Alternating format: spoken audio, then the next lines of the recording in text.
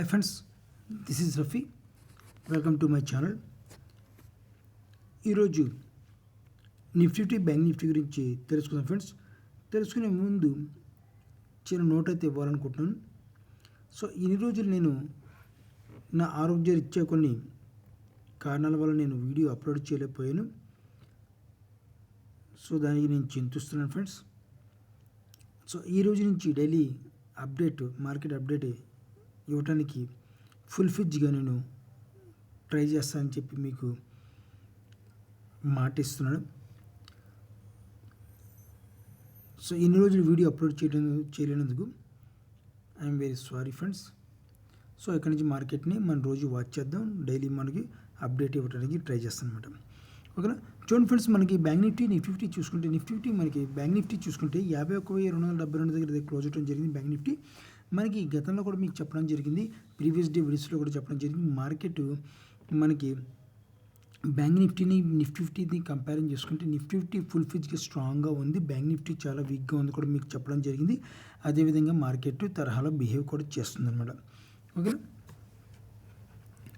So మనకి bank Nifty చూడండి, మనకి బ్యాంక్ నిఫ్టీ మనకి సపోర్ట్ అండ్ రెసిస్టెన్స్ లెవెల్ మన గతంలో కూడా మీకు చెప్పడం జరిగింది.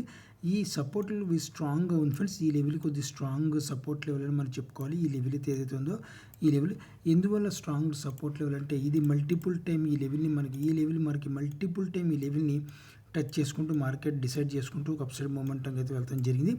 అదేవిధంగా రెసిస్టెన్స్ లెవెల్, సపోర్ట్ లెవెల్ ఎంత స్ట్రాంగ్గా ఉంది, రెసిస్టెన్స్ లెవెల్ కూడా అదే స్ట్రాంగ్గా ఉంది. మార్కెట్ అదే బిహేవియర్ని కొనసాగించింది అనమాట. ఈ రెసిస్టెన్స్ లెవెల్ దగ్గరికి వచ్చి మార్కెట్ డౌన్ఫాల్ అయితే జరిగిందనమాట.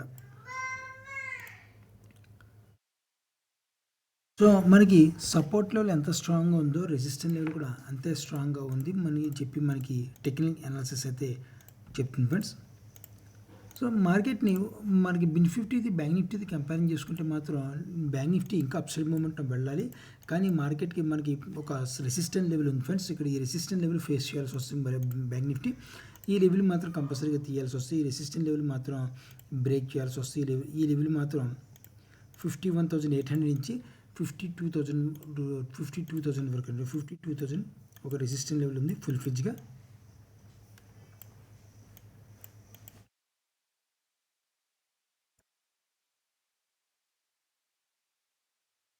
సో మనకి 51,800 నుంచి 52,000 వరకు అయితే ఒక స్ట్రాంగ్ రెసిస్టెన్స్ జోన్ అయితే మనకి బ్యాంక్ నిఫ్టీలో కనబడుతుంది ఫ్రెండ్స్. సో అదేవిధంగా మనకి డౌన్ సైడ్కి వస్తే మాత్రం రౌండ్ ఫిగర్ మనకి 50,000 కాబట్టి మనకి 50,000 దగ్గర అయితే మన round figure market support level అయితే బ్యాంక్ నిఫ్టీ ఈ లెవెల్ బ్రేక్ చేయనంత వరకు కూడా మనకి బ్యాంక్ నిఫ్టీలో సెల్ ఆఫ్ అయితే రాదు. ఈ లెవెల్ అయితే ఒక హై వాల్యూమ్తో బ్రేక్ చేయాల్సి వస్తుంది. ఎప్పుడైతే ఈ లెవెల్ హై వాల్యూమ్తో బ్రేక్ చేస్తుందో మార్కెట్, అప్పుడు మార్కెట్ని మనకి కొద్దిగా సెల్లింగ్ ప్రెజర్ వచ్చే అవకాశం పాసిబిలిటీ ఉందని చెప్పి మనం ఎక్స్పెక్ట్ చేసుకోవచ్చు అనమాట. అప్పటి వరకు అయితే మార్కెట్ బుల్ మార్కెట్లోనే ఉంది. మార్కెట్ ఇప్పుడు కూడా ఒక సైడ్ జోన్లో ఉందన్నమాట. మార్కెట్ ఎప్పుడు సెల్లర్స్ చేతిలో లేదు, ఒక సైడ్ జోన్లో మార్కెట్ ఉంది. ఈ సైడ్ జోన్లో నుంచి మార్కెట్ బ్రేక్ అయిందనమాట రీసెంట్గా. ఈ బ్రేక్ అయింది, ఇప్పుడు బ్రేక్ చేసిన మార్కెట్ ఇది వాలటిలిటీతో మార్కెట్ బిహేవ్ చేసుకుని ఒక అప్సైడ్ మూమెంట్ వెళ్ళాలి. సో అలా వెళ్తే మాత్రం ఒక మంచి మూమెంట్ వచ్చి ఒక పాసిబిలిటీ మార్కెట్లో మనకు కనబడుతుంది అనమాట. ఓకే. మన రాను రోజులు మనం చూసుకుంటే మాత్రం ఒక విధంగా మనకి బ్యాంక్ నిఫ్టీ చూసుకుంటే 53,000 మార్క్ అయితే వెళ్ళాల్సిన 100% అయితే వెళ్ళాల్సిందే. 53,000 లెవెల్కి అయితే వెళ్ళి తీరాల్సిన అవసరం ఎంతైనా ఉంది బ్యాంక్ నిఫ్టీకి. ఓకేనా.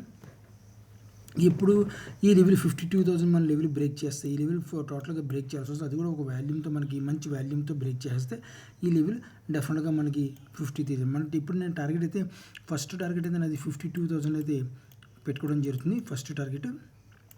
అది సెకండ్ టార్గెట్ మాత్రం 53,000 అయితే నా సెకండ్ టార్గెట్ అయితే పెట్టుకోవడం జరుగుతుంది.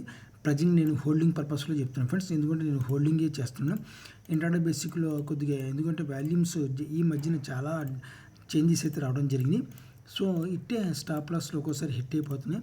సో దాని గురించి నేను హోల్డింగ్ వీక్లీ కూడా చేయను, మంత్లీ కాంట్రాక్ట్ తీసుకుంటాను, మంత్లీలో చేసుకుంటున్నాను. వీక్లీకి మంత్లీకి భూమికి ఆకాశంతో తేడా ఉంటుంది అన్నమాట. సో దాని గురించి మనకి ఈ మంత్లీకిను వీక్లీకి ఏంటంటే మంత్లీకి ఏంటి ఇండెక్స్ అలాగే బిహేవ్ చేస్తుందో మంత్లీ కూడా అలాగే బిహేవ్ చేస్తాయి. వీక్లీ అలా కాదు, ఇండెక్స్ కన్నా కొద్దిగా ఇండెక్స్ కొద్దిగా 10% బిహేవ్ చేస్తే అది డౌన్ఫాల్కి 20% డౌన్ఫాల్ అయ్యే అవకాశం ఉందన్నమాట.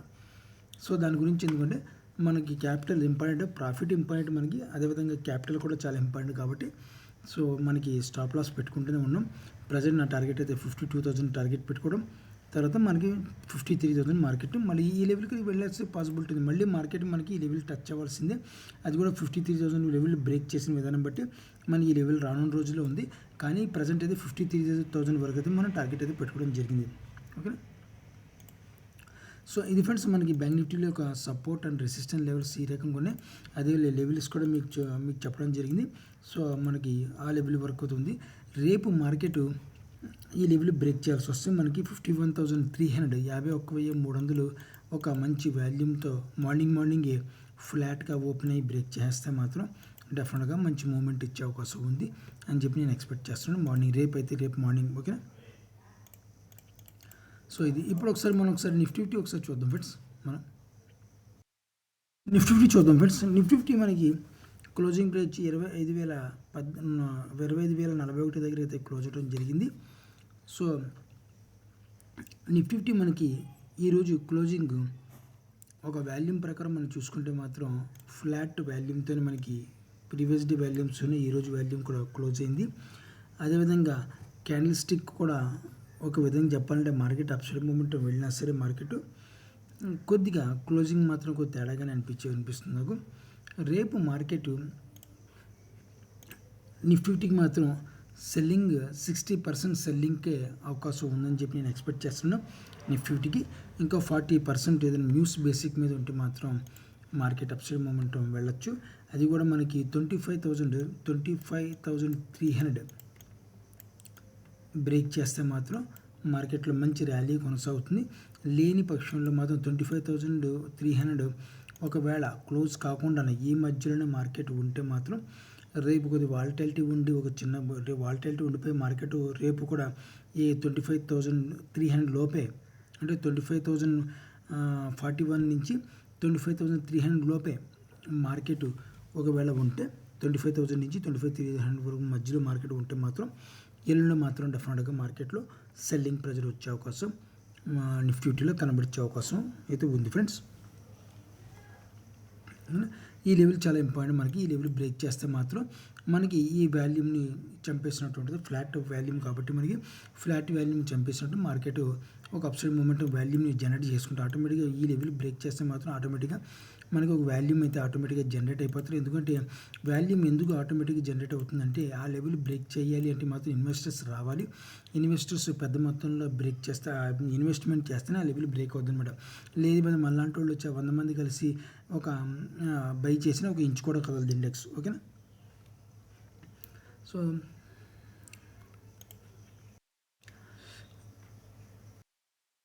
ఒకవేళ మార్కెట్ డౌన్ఫాల్ వస్తే మాత్రం కిందకి డౌన్ఫాల్ వస్తే మాత్రం 24,500 దగ్గర అయితే ఒక సపోర్ట్ లెవెల్ ఉంది. అంటే 50% 50 రూపీస్ అటు ఇట్లో ఉంటుంది ఫ్రెండ్స్. మనకి కంగారు పడుతుంది 24,450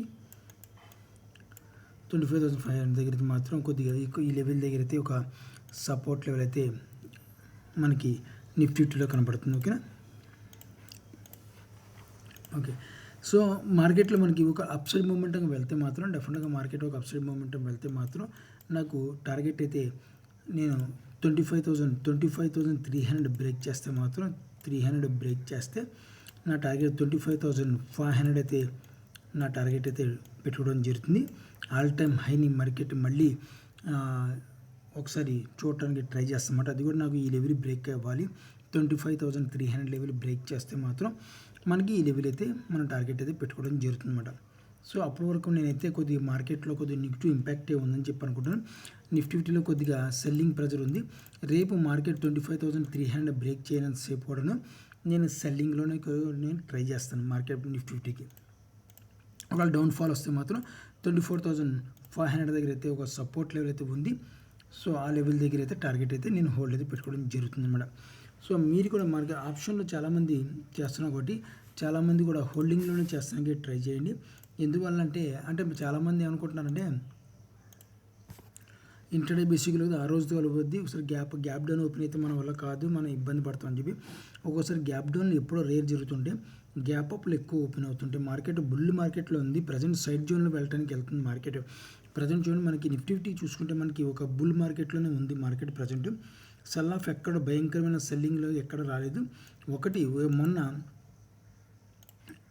ప్రధానమంత్రి మనకి ఎలక్షన్స్ కాబట్టి లోక్సభ ఎలక్షన్స్లో కొద్దిగా సెల్లింగ్ వచ్చింది అంతే తప్ప, కానీ ఈ మధ్యలో ఎక్కడ రాలేదు. మార్కెట్ బుల్ మార్కెట్లో చేతిలో ఉంది. నిఫ్టీ కొద్దిగా మార్కెట్ ఒక సైడ్ జోన్కి వెళ్తానికి ట్రై చేస్తుంది. ఒకవేళ సైడ్ జోన్లోకి వెళ్తే మనం డెఫినెట్గా ఈ లెవెల్ బ్రేక్ చేస్తే మళ్ళీ రానున్న రోజుల్లో మళ్ళీ మార్కెట్ అప్సైడ్ మూమెంట్కి వెళ్ళే పాసిబిలిటీ ఉంది. ఓకేనా.